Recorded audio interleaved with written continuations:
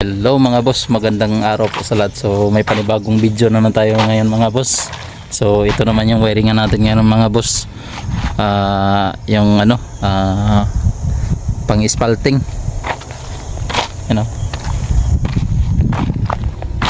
Anong pangalan kaya nito? Rolly rod siguro to. Or ewan ko lang kung anong pangalan nito.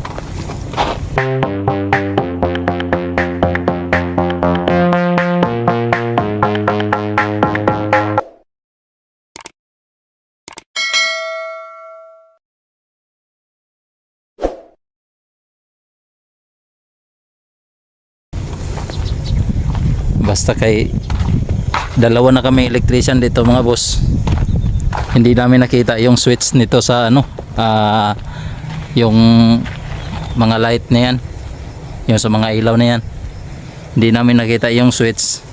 So pang 3 araw na namin tong gawa dito mga boss, kasi hinahanap talaga namin yung mga switch dito, kasi wala naman dito sa dito sa mga switch niya. Yan wala dito. So dito lang ang lahat ng switch mga boss, pero hinahanap namin dito. Ito sa busina, ito sa hazard. So saan kaya dito? Kasi dito man to sa roller dito sa ilalim. Yan, ito sa travel stairs siguro, to sa stairs. So kaya, basta hinahanap namin dito yung yung switch nito. Kaya ngayon i-actual ko pa gawa mga boss. So ganito lang gagawin mga boss. Tutorial na naman ito para sa mga baguhan dyan. So di computer box to mga boss. So ganito lang gagawin mga boss. May turo ko naman sa inyo, tips and ideas na naman ito. Yan. So umpisa natin mga boss. So kailangan mga boss, meron kayong wire dito mga boss na diretso sa positive. Yan. Para ma-trouble natin to mga boss kung saan ang switch o saan ang relay nito, kasi ang daming relay. Hindi natin alam kung saan ang mga relay dito. Yan. Maglagay kayo ng positive dito mga boss sa positive terminal ng battery. Ayan, papasok muna tayo dito sa ilalim. Yep. So ganito lang ang gagawin mga boss. Tanggalin yung negative, yung positive. Ayan tinanggal ko na yung positive cable. So pag mag trouble kayo mga boss, tapos di computer box, kailangan tanggalin tong positive cable malaki. So maglagay kayo dito ng maliit na wire dito sa positive terminal ng battery. Yan, maglagay na ako mga boss.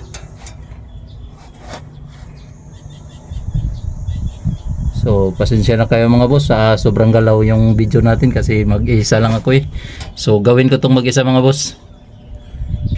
Yan, sige, continue lang kayo manood mga boss. Yan na mga boss, meron na tayong positive nga galing sa battery terminal, positive. So ganito lang gagawin natin mga boss. So bago kayo maggawa mga boss, bunutin muna natin yung mga relay. Kahit di lang yung mga relay mga boss, pala yung bubunutin natin, para sure tayo mga boss na hindi babalik doon sa computer box yung kuryente. So bunutin lahat ng fuse mga boss. Yan, ito lahat ng fuse, kasi yung computer box mga boss, nagdaan yan ng mga fuse, hindi yan nakadiretso sa ignition switch na walang fuse. So kaya bunutin natin itong mga fuse para safety tayo. So yan mga boss, bubunutin ko na, abangan nyo na lang para matandaan nyo sa pagbalik mga boss, kasi mayroon tong iba-ibang amperahe. Yan 30, 10, 10, 15, 10, 10, 10, 10. So iba-ibang amperahe yan mga boss, para mabalik niyo sa dating posisyon. So kailangan picturean ninyo mga boss para mabalik niyo sa dati, bago nyo bunutin yung mga fuse lahat.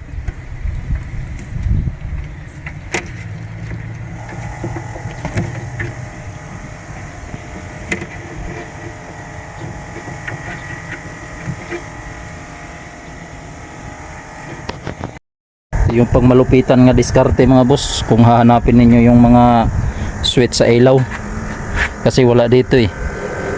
Kasi hindi ko din alam kung saan ang relay, kasi ang daming relay, may relay din eh, tapos may relay din dito sa baba. Tapos ang hirap mo i-trouble mga boss kasi yung color coding niya puro itim oh, ang wire. So wala kang makikita dyan na ibang kulay kasi hirap yan i-trouble mga boss. Yan, puro itim.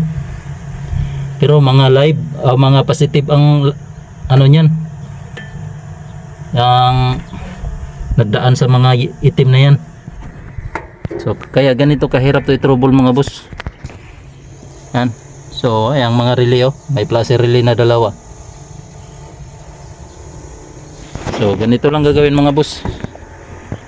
Tanggalin natin tong ilaw dito mga boss, bubunutin natin dyan sa socket.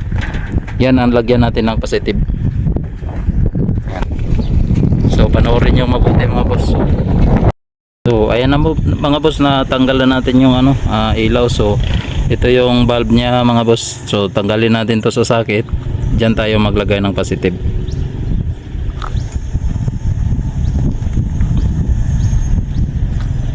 Yan, tanggal na. So itong positive mga boss, yan,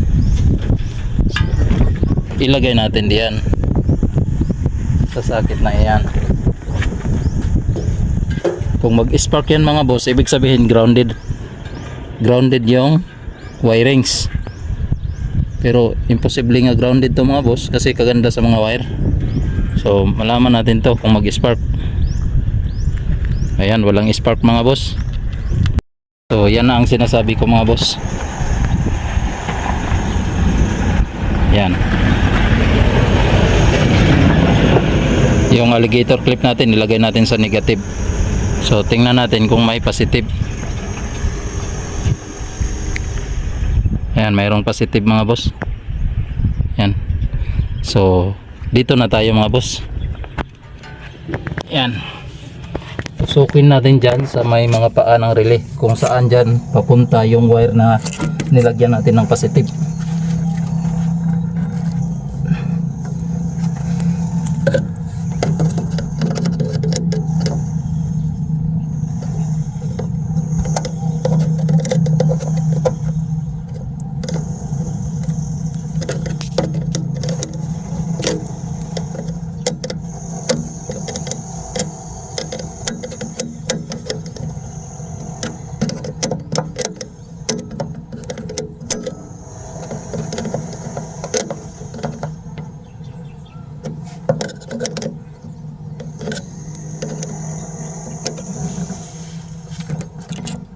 So dito tayo tusukin natin to isa-isa. Diyan, i-update ko lang kayo mga boss kung makita ko na. So ayan na mga boss, itinusok-tusok ko lahat yan, yung mga wire na yan. To galing dito papunta dito, tinusok ko. So hanggat nakita ko kung saan ang tatagos to, saan ang kadugtong nito. Yan, galing sa ilaw yan. So dito na mga boss, nakita na natin yan, itong wire na ito. Yan o, itong wire na ito, ito yun. So hanapin na naman natin kung saan siya tatagos. Dini sa taas. Yan, dini na side. So ang tagos niya mga boss dito rin. Yan. Oh. So hanapin na naman natin kung saan siya papunta. So tanggalin natin to, itong takip na ito.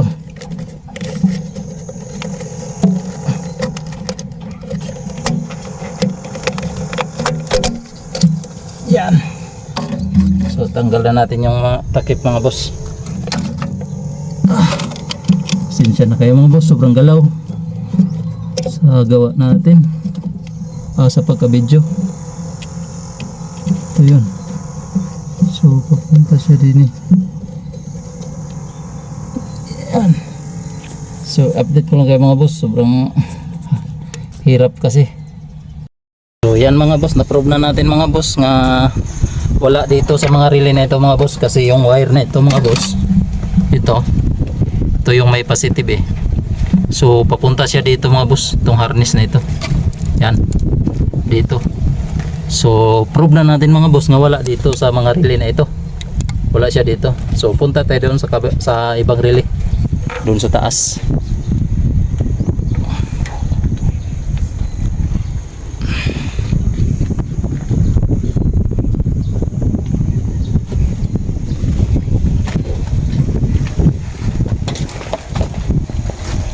Dito punta tayo dito. So yan, prove na natin mga boss nga yung wire galing doon dito papunta sa may dito sa may mga relay na ito, sa lapit na sa mga switch. Yan. So malaman na natin to mga boss kung saan to papunta, kasi nakita ko na yung wire mga boss. Inisa-isa ko tong gitester, itong lahat na wire na ito. Ito, isa-isa ko tong gitester. So yan, nakita ko na mga boss, ito yun. Yan. Yan mga boss. Oh. Yun. So itong wire na to mga boss, ito yung baybayin natin papunta dito. So buksan natin to. Ito.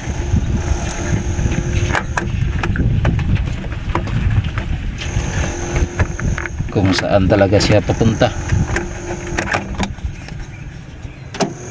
Yan. So hila-hilain lang natin to mga boss kung saan siya, para di na tayo magbaklas ng harness. Yan. At itong isa, buksan na natin to. Ito.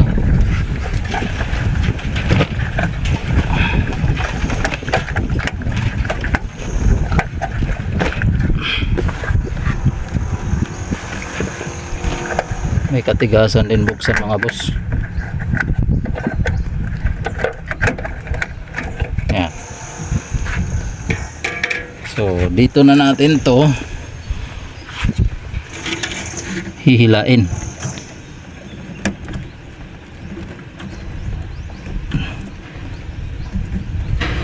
Yan. So ito yun mga boss, ito. Yan. So saan siya papunta? So dito siya papunta mga boss, sa fuse. Yan. Dito sa fuse.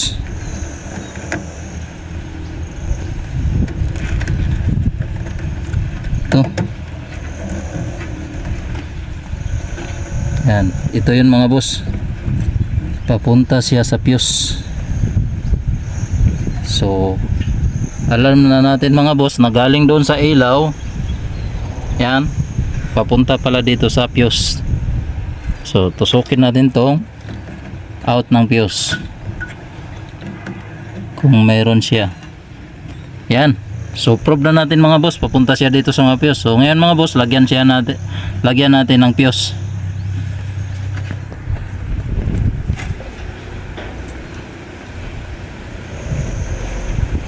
So bilangin natin kung ilang piraso yan. 1, 2, 3, 4, 5, 6, 7. Pang 7 mga boss. So tingnan natin doon sa fuse na gipicturean natin kanina. Nagpicture tayo, kaya malaman natin kung anong amperahe dyan ang nakalagay. Yan. So yan mga boss, 10 amperes ang nakalagay mga boss. So tingnan natin yung out nito. Lagyan natin ng fuse at hanapin natin yung out. Yan, nalagyan na natin ng fuse mga boss. Yan, umilaw na siya mga boss. Yan, ito yung ano niya.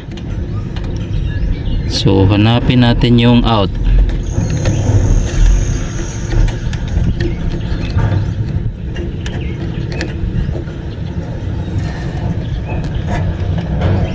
Yan, ito yung out mga boss. Punta din eh.